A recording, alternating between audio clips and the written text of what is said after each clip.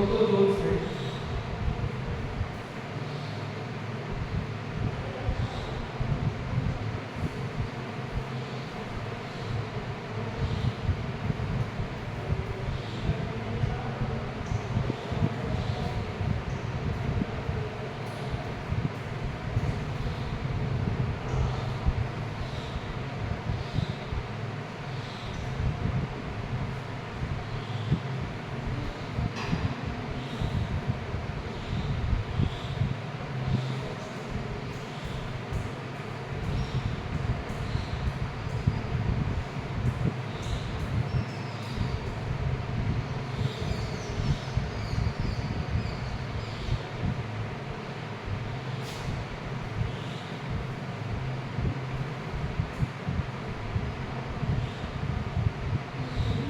Protozoa के द्वारा उत्पन्न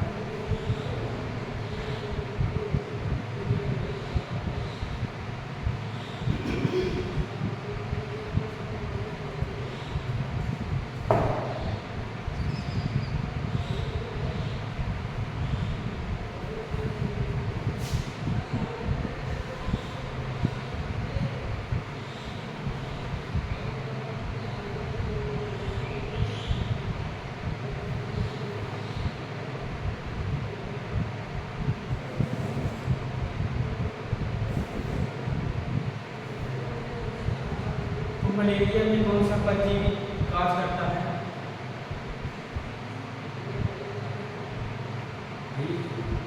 मलेरिया होता है।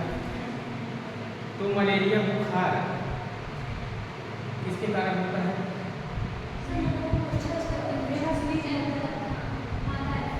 मादा एनाफिलिस मच्छर के बाइट करने से आपको फीवर होता है, लेकिन उसका परजीवी कौन सा होता है?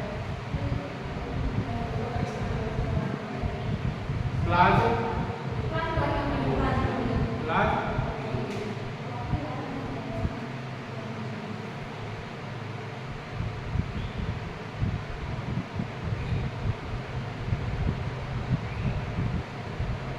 पायरिया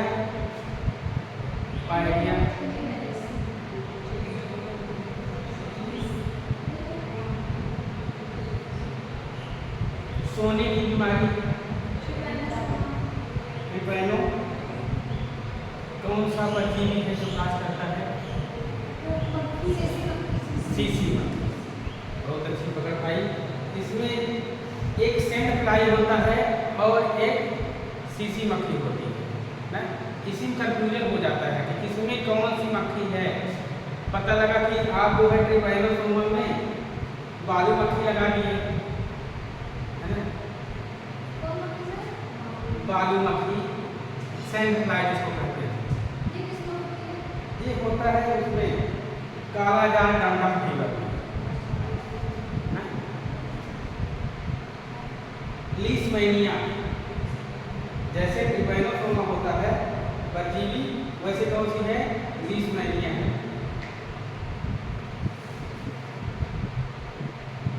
लिखवा दीजिए इसको 3-4।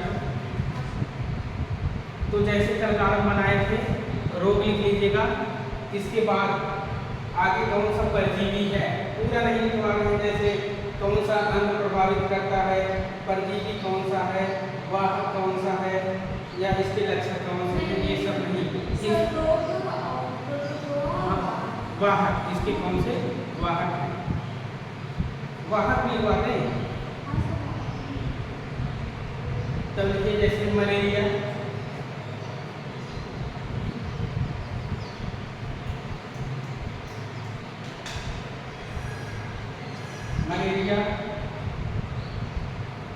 इसके बाद इसका जो परजीवी है प्लाज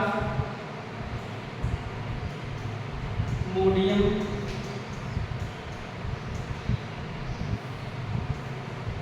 इसके बाद वाहक इसका है क्या? मादा मच्छर।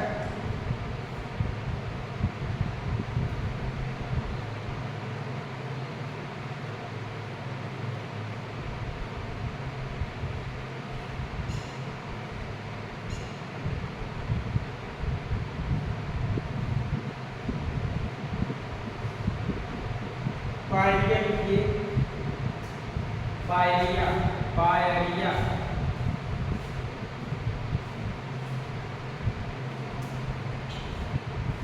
इसके बाद परजीवी में लिखिएगा and amoeba जिंजीवेलिस, and amoeba जिंजीवेलिस।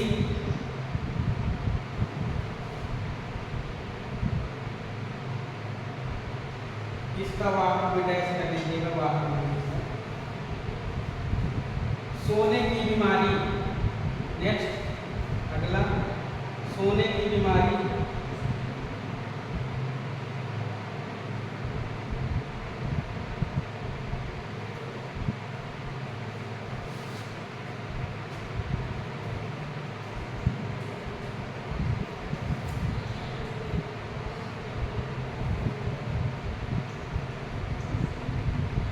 Trypanosoma,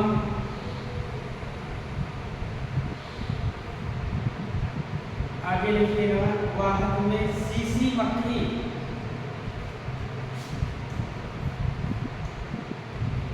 CC मक्खी।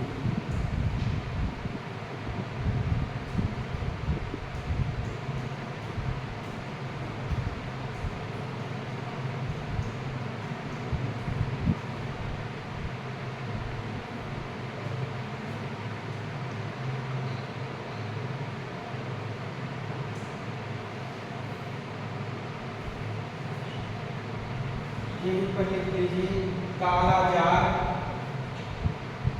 काला जार।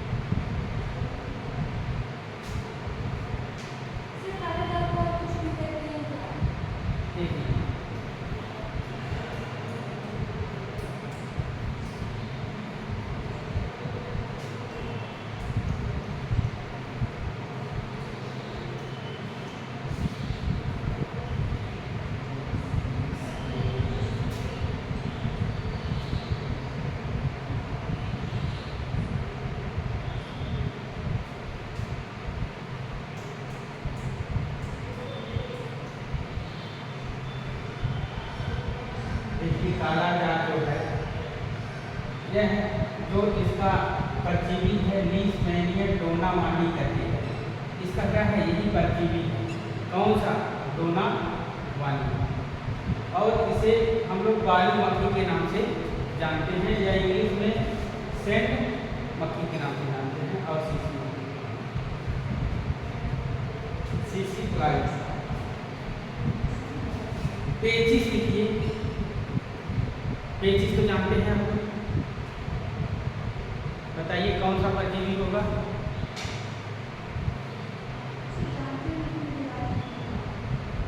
आप मतलब कि 4 ऑप्शन पाएंगे, मार देंगे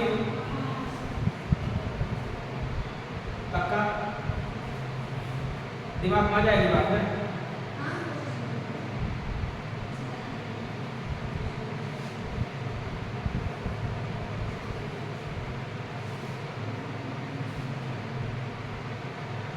बताइएगा।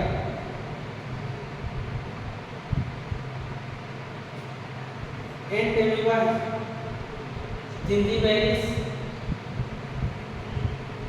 डोनामानी, प्लाज्मोडियम हिस्टोरिटिका।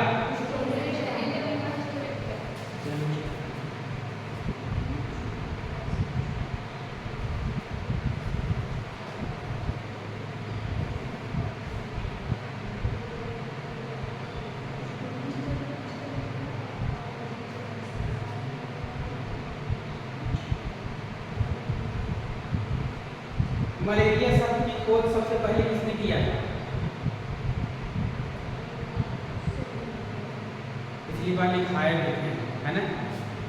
कौन ने हम बताइए दिया? प्लाज्मोडियम किसने नाम दिया था? लेवरान नाम सुनी है? लेवरान, हाँ।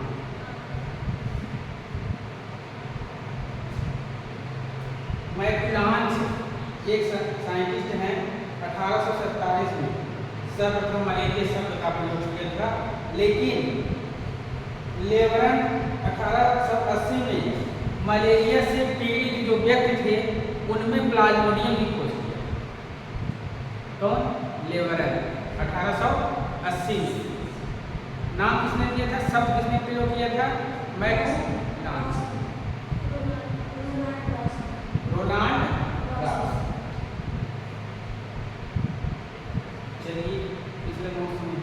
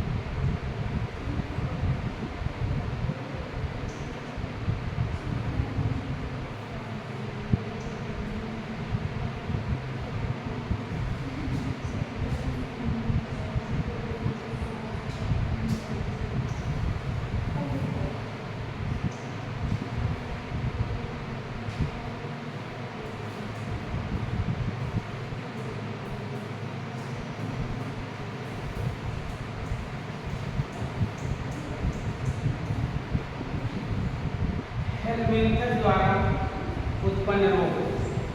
हेलमिंथस द्वारा, हेलमिंथीस एक फाइलम है ना, जिसमें हम लोग छोटे छोटे उनका जो आप कह लीजिए कि जिससे आपका अतिसार होता है ना, डायरिया, डायरिया को हिंदी में क्या कहते हैं? अतिसार कहते हैं ना। किसके कारण?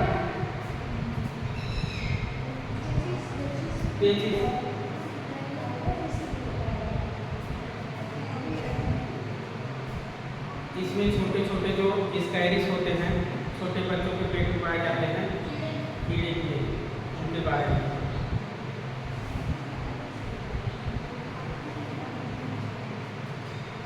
दो रोग हैं इससे, अतिसार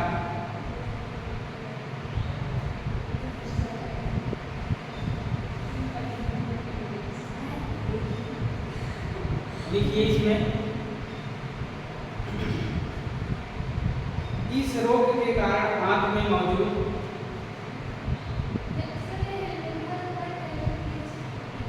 हेलमिंथस कहिए, हेलमिंथीस कहिए, वो सब पकड़ लिया करिए, आगे का जान जाएगा।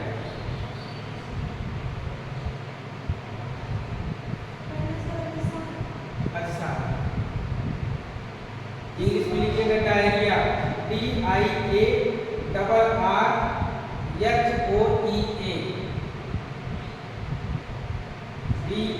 DIARRHOEA, धीरे धीरे बोलिए, DIARRHOEA,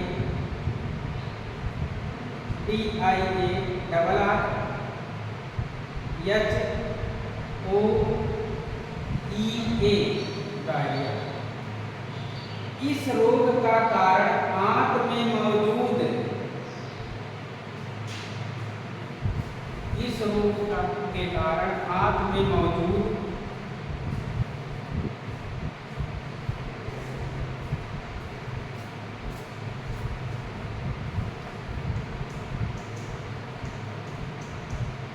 एस्कैरिस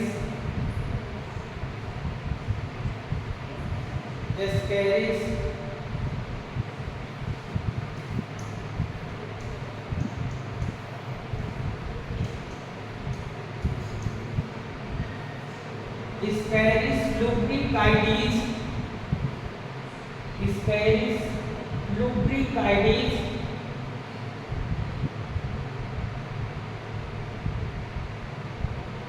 नामक अंतःपरजीवी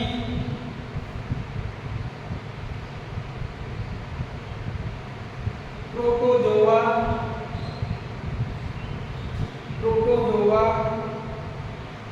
कोष्ठक में लिखिएगा निमेटोड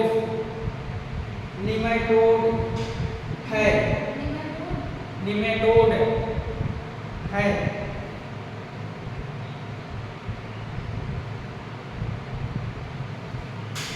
जो घरेलू मक्खी द्वारा प्रसारित होता है, जो घरेलू मक्खी द्वारा प्रसारित होता है।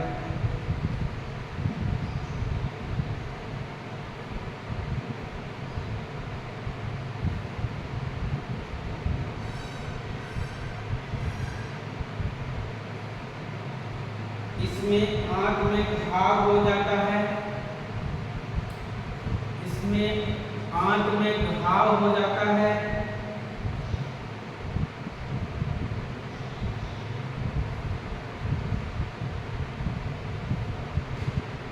इसमें प्रोटीन पचाने वाला एंजाइम,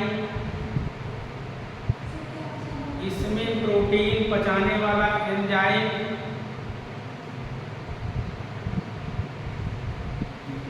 ट्रिप्सिन नष्ट हो जाता है, ट्रिप्सिन नष्ट हो जाता है।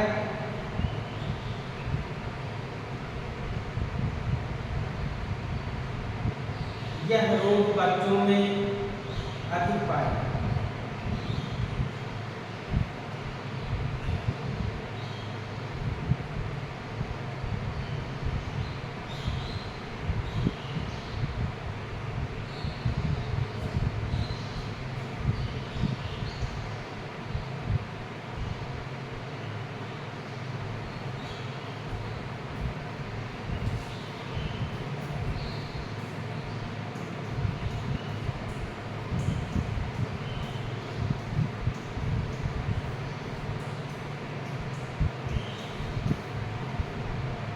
द्वारा होने वाली बीमारी,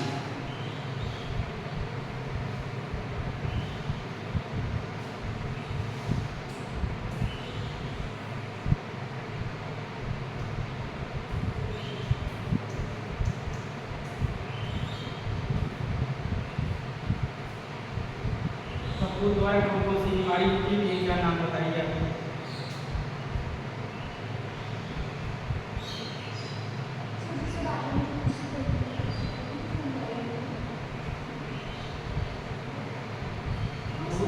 फंगस के द्वारा जो उत्पन्न रोग होता है, जैसे दमा, पहला एथलीट फूट, खाज, गंजापन, दाद, 4-5 हैं। तो इसका बस नाम लिख लेते हैं। दमा लिखेंगे, दमा के बारे में क्या बोल रहे हैं? दमा, athlete food, athlete food, food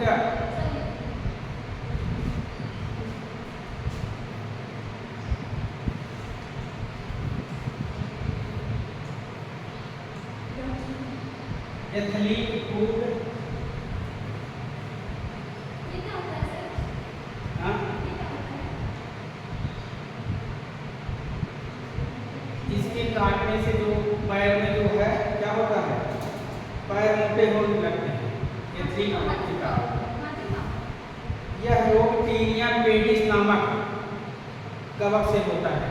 tinea pedis नामक कवक के कारण होता है। और सुनिए, यह त्वचा का संक्रामक रोग है जो पैरों को फट नहीं जाता है बहुत सारे लोगों को, तो यही एथलीट फूड है। खाज, कामक खाज, खाज, अरे वही एक होता है दाद, एक होता है खाज। यह भी स्कैबीज नामक कवक से होता है। इसमें त्वचा में खुजली होती है, वह सफेद दाग पड़ जाते हैं।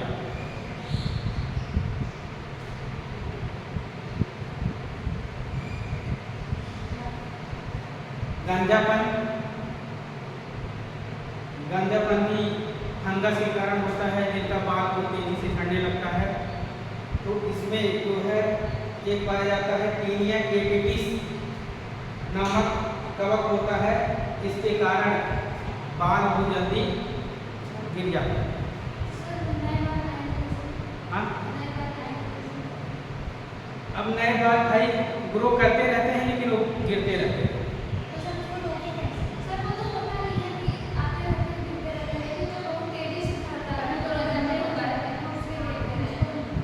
अब भाई उसके रोकथाम के लिए आपको शल्य चिकित्सा से आपको परामर्श लेना होगा, क्योंकि भाई वो बता सकते हैं कि भाई उनके बारे में जो बाल में जो स्किन है एपिडर्मिस, वहाँ से कैसे क्या हो रहा है, क्या प्रॉब्लम पड़ रही है, फिर आपकी पूरी जांच होगी, अभी प्रॉब्लम कहाँ से हो रही है, तब पता चलेगा। तब रोकथाम करने के लिए दवा चलाएंगे, वैसे रुकता नहीं।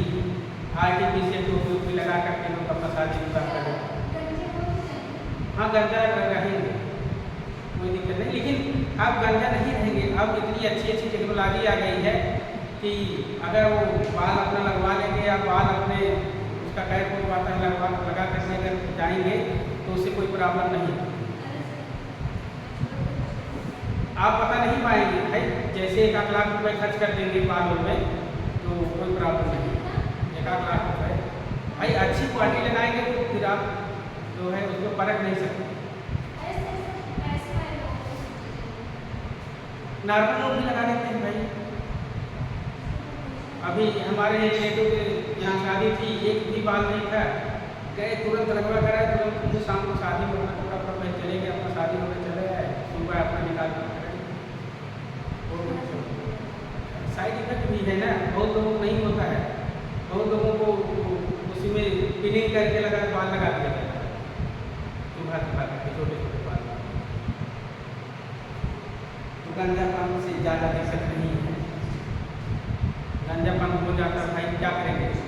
एक चीज़ हम जानते हैं, जैसे नहाने के बाद जब तक बाल ना सूखे तब तक उसमें तेल न लगाए। अगर हाँ गीले बालों पे जब लगाएंगे तो उसमें रूसी पैदा होगी, तो रूसी पैदा होगी भाई समस्या करेगी, और उसी जो है बहुत घातक होता है।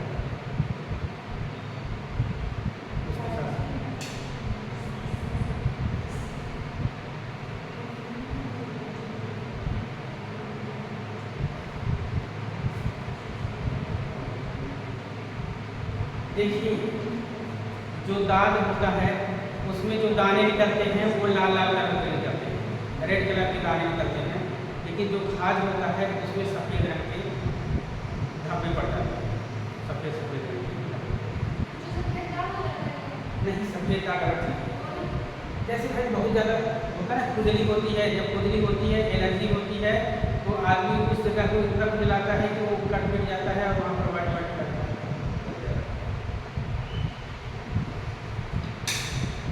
तो ये आपका चैप्टर नहीं, अभी 1 दिन का और है, कल इस चैप्टर को पढ़ा करके